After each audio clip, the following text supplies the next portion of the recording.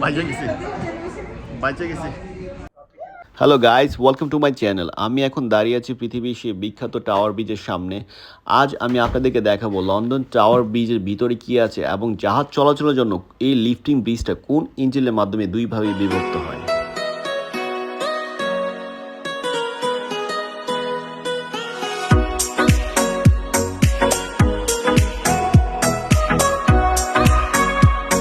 আমরা এখন টিকিট কেনার জন্য লাইনে দাঁড়িয়েছি। এখানে অ্যাডাল্টের জন্য টিকিট প্রাইস হচ্ছে £12.30 এবং 5 থেকে 15 বছরের বাচ্চাদের জন্য হচ্ছে £6.20। টাওয়ার ব্রিজের উপরে লিফট দিয়ে ওঠা যায়, সিঁড়ি বেয়ে ওঠা যায়। আমরা এখন এই লিফটটা দিয়ে উপরে যাব। আমরা এখন লিফট থেকে নামলাম। এই প্লেসটাতে মানে 1886 সালে টাওয়ার ব্রিজ যখন তৈরি করা হয়, কীভাবে তা তৈরি করা হয়েছিল এই বিষয়ে এখানে চলচ্চিত্র প্রদর্শন করে এবং দর্শকরা তা বসে উপভোগ করে। আর এই সিঁড়িটা দিয়ে মানুষ নিচ থেকে উপরে ওঠে। আমরা এখন টাওয়ার ব্রিজের হরিজন্টাল ওয়াকওয়ে দিকে যাচ্ছি, যা ভূমি থেকে প্রায় 213 ফিট উপরে। এখানে দুইটা ওয়াকওয়ে, এইখানে একটা আর ওই যে দেখা যাচ্ছে আরেকটা ওয়াকওয়ে। আমি এখন আছি টাওয়ার ব্রিজের উপর। এখান থেকে কাঁচ আছে, কাছে থেকে নিচে জিনিসটা দেখা যায়। আমি এখন দেখাচ্ছি এই যে টাওয়ার ব্রিজের উপর থেকে টাওয়ার ব্রিজের নিচের দৃশ্য। আমার একটা ভয় লাগে দেখতে।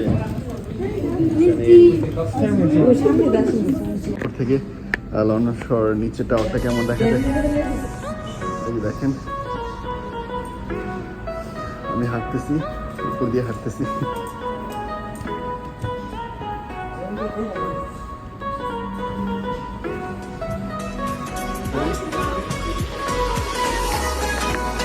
কাচের উপর দিয়ে হাঁটতে অনেকটা ভয় লাগতেছিল।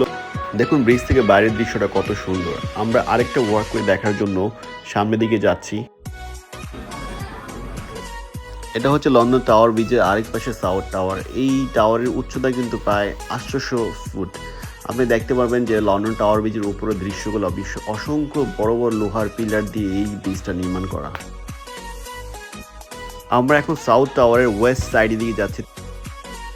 আগে যে সাইডটা ছিলাম সেটা ছিল পূর্ব পাশ, আর এখন এটা হচ্ছে পশ্চিম পাশ। আপনি পশ্চিম পাশ থেকে বাইরের দৃশ্যগুলো দেখেন, অনেক সুন্দর। এটা হচ্ছে পশ্চিম পাশ থেকে, ওয়েস্ট সাইড থেকে।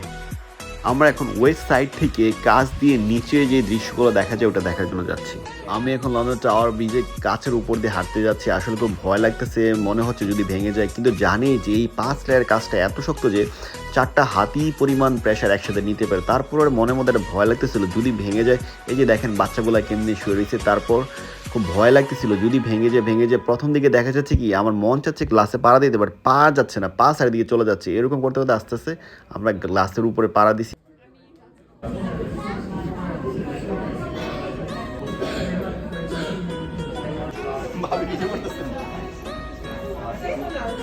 উপর থেকে আমি এখন ভিডিও করতেছি, দেখেন উপর থেকে নিচের দৃশ্যটা কি সুন্দর।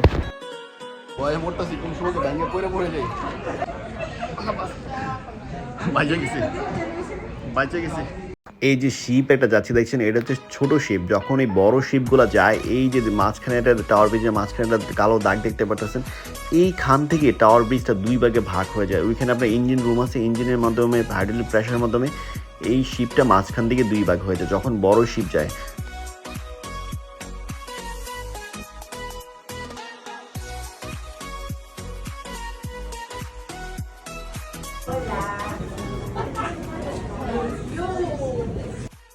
এটা হচ্ছে টাওয়ার ব্রিজের ওয়াকওয়ে শেষ, এদিকে আর যাওয়া যায় না। আমরা এখন নিচে যাওয়ার জন্য ব্যাক করতেছি। আমরা এখন টাওয়ার ব্রিজ থেকে সিঁড়ি দিয়ে নিচে নামছি।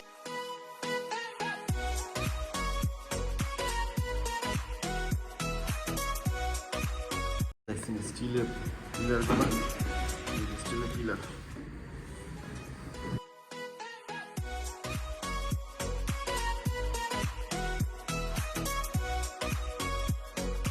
Which way is engine room? Engine রুমটা হচ্ছে টাওয়ার ব্রিজের একটু সাথে। আমরা এখন টাওয়ার ব্রিজ থেকে বের হচ্ছে হয়ে আপনাদেরকে এখন ইঞ্জিন রুমে নিয়ে যাচ্ছি। কত আগে কত সুন্দরভাবে তারা সিঁড়িগুলো তৈরি করেছে দেখুন। আমরা এখন টাওয়ার ব্রিজ থেকে নিচে নামলাম। নিচে নেমে এখন আমরা ইঞ্জিন রুমের দিকে যাচ্ছি ইঞ্জিন রুম দেখার জন্য।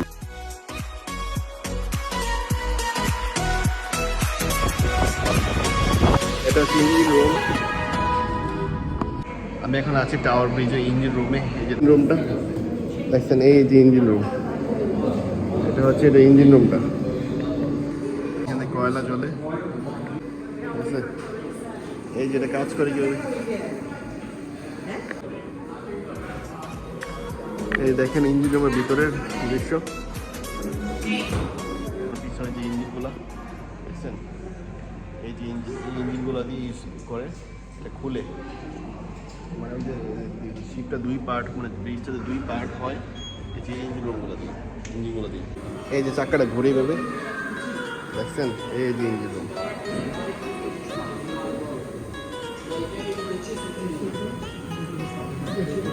এই যে ইঞ্জিন রুমটা, এই যে ইঞ্জিন রুম এবার ঘুরে।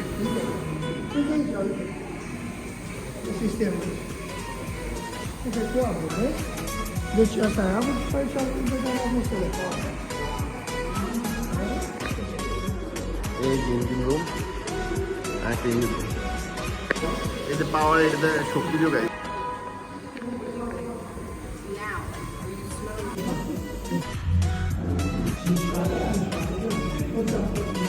এই যে